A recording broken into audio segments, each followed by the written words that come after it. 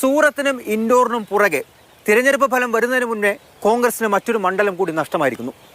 Vote ചോദിച്ചിറങ്ങാൻ പണമില്ല എന്നുള്ള കാര്യം ചൂണ്ടിക്കാട്ടി പുരിയിലെ കോൺഗ്രസ് സ്ഥാനാർത്ഥി സുചരിത മൊഹന്തി തിരഞ്ഞെടുപ്പിൽ നിന്ന് പിൻവാങ്ങി. വസന്ത, ഈ ഒരു ഘട്ടത്തിൽ കോൺഗ്രസിനകത്തെ ഈ സാമ്പത്തിക ഞെരുക്കത്തെ ഒരു ഒറ്റപ്പെട്ട സംഭവമായി കാണാൻ സാധിക്കുമോ? അർജുൻ, ഈ ഇന്നത്തെ ഈ പുരിയിലെ സ്ഥാനാർത്ഥിയുടെ പ്രഖ്യാപനം എന്ന് പറയുന്നത് കോൺഗ്രസിനെ സംബന്ധിച്ചിടത്തോളം ഏറെ ആശങ്ക ഉണ്ടാക്കുന്ന ഒരു സംഭവമാണ്. ഒരു ഒറ്റപ്പെട്ട സംഭവമായി ഇതിനെ കാണാൻ കഴിയില്ല. ഒരു പക്ഷേ കോൺഗ്രസ് നേരിടുന്ന ഏറ്റവും വലിയ പ്രശ്നം ഈ തെരഞ്ഞെടുപ്പിൽ ഈ ഫണ്ട് തന്നെയാണ്. സ്ഥാനാർത്ഥികൾക്ക് പണം കൊടുക്കാൻ കഴിയുന്നില്ല എന്നുള്ളതാണ് പ്രചരണത്തിനായിട്ടുള്ളത്. കേരളത്തിൽ പോലും അവസാന ഘട്ടത്തിൽ എപ്പോഴാണ് AICCയുടെ പണം വന്നത് എന്നാണ് പറയപ്പെടുന്നത്.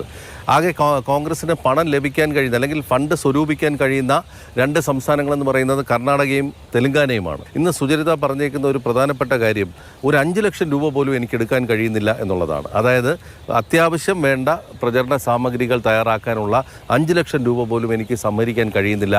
BJPയുടെയും BJDയുടെയും സ്ഥാനാർത്ഥികൾ വലിയ തോതിൽ പണം ചെലവാക്കിയുള്ള പ്രചരണമാണ് നടത്തുന്നത്. BJPയുടെ സ്ഥാനാർത്ഥി സംബിത് പാത്രയാണ്. BJDയുടെ സ്ഥാനാർത്ഥി മുംബൈ പോലീസ് കമ്മീഷണർ കൂടിയായ അരൂപാണ്. അപ്പോൾ ഈ ഒരു വിഷയം വരുമ്പോൾ സ്വാഭാവികമായിട്ടും ഈ കോൺഗ്രസിന് പണം കൂടി ഇല്ലെങ്കിൽ വലിയ പ്രശ്നമാണ് അവർ നേരിടുന്നത് എന്നുള്ള കാര്യത്തിൽ യാതൊരു സംശയവുമില്ല. മറ്റൊരു കാര്യം, ഇവർ പലതരത്തിൽ എല്ലാ വാതിലുകളും മുട്ടി നോക്കി KC വേണുഗോപാലിന് കത്തയച്ചു. അപ്പോൾ ഒഡീഷയുടെ ചുമതലയുള്ള ജനറൽ സെക്രട്ടറി അവരോട് പറഞ്ഞത് ക്രൗഡ് ഫണ്ടിങ് നിങ്ങൾ സ്വയം കണ്ടെത്തണം. അപ്പോൾ ക്രൗഡ് ഫണ്ടിങ് എന്നുള്ളൊരു സാധ്യത അവർ പരിഗണിച്ചു, അത് ശ്രമിച്ചു. പക്ഷേ അത് പരാജയപ്പെട്ടു എന്ന് അവർ തന്നെ പറഞ്ഞു. അതിനുള്ള കാരണം 2014 സുചരിത മത്സരിക്കുമ്പോൾ 2ാം സ്ഥാനത്ത് വന്നു. 45,000 വോട്ടിൻ്റെ വ്യത്യാസത്തിൽ പരാജയപ്പെടുന്നു എന്നുള്ളതാണ്. 2019 വരുമ്പോഴത്തേക്കും സുചരിതയ്ക്ക് സീറ്റില്ല. പകരം വേറൊരാളെ മത്സരിപ്പിക്കും. സുചരിത മാധ്യമപ്രവർത്തക കൂടിയാണ്. മറ്റൊരു മാധ്യമപ്രവർത്തകനെ മത്സരിപ്പിച്ചു. 2019 ഏറ്റവും വലിയ ഒരു സ്ഥിതി എന്ന് പറയുന്നത് കോൺഗ്രസിൻ്റെ വോട്ട് ശതമാനം 25-ൽ നിന്ന് 4% വന്നു വീണു. ജയിക്കുന്ന ഒരു സ്ഥാനാർത്ഥിക്കായിരിക്കുമല്ലോ അവർ സംഭാവന നൽകാൻ ആഗ്രഹിക്കുന്നത്, അല്ലെങ്കിൽ അത്രത്തോളം വലിയ ഒരു കമ്മിറ്റഡ് ആയിട്ടുള്ള ഒരു കോൺഗ്രസ് പ്രവർത്തകനായിരിക്കണം. ക്രൗഡ് ഫണ്ടിങ്ങിൽ പോലും അവർക്ക് പണം ലഭിക്കുന്നില്ല എന്നുള്ളതിനർത്ഥം ജനങ്ങളുടെ വിശ്വാസം നഷ്ടപ്പെട്ടു എന്നുള്ളത് തന്നെയാണ് ആ ഭാഗത്ത്. സൂറത്തിലാണെങ്കിലും ഇൻഡോറിലാണെങ്കിലും സ്ഥാനാർത്ഥികൾ BJPയിലേക്ക് പോയൊരു സ്ഥിതിവിശേഷം ഉണ്ടായി. ഇവിടെയും കോൺഗ്രസ് അങ്ങനെയൊന്നും ഭയക്കുന്നുണ്ടാവുമോ?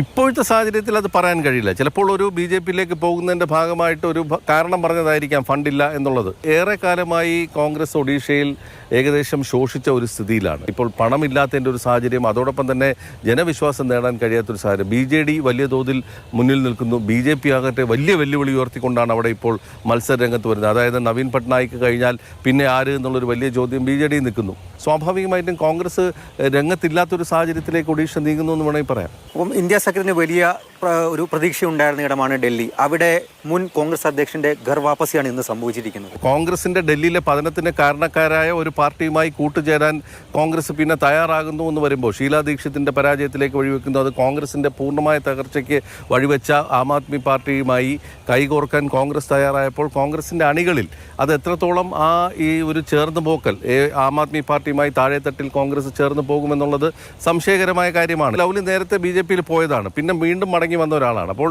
ലൗലിയുടെ കാര്യത്തിൽ അത്ര വലിയ ജനപിന്തുണ അവകാശപ്പെടാൻ കഴിയുന്ന ഒരു നേതാവല്ല. പക്ഷേ ഈ പറഞ്ഞ പോലെ ഡൽഹിയിലെ സാഹചര്യത്തിൽ ഇപ്പോൾ ഈ സഖ്യം കണക്കുകളിൽ വളരെ ശക്തമാണ്. ഇനി 5 ഘട്ടം കൂടി തിരഞ്ഞെടുപ്പ് ബാക്കിയുണ്ട്.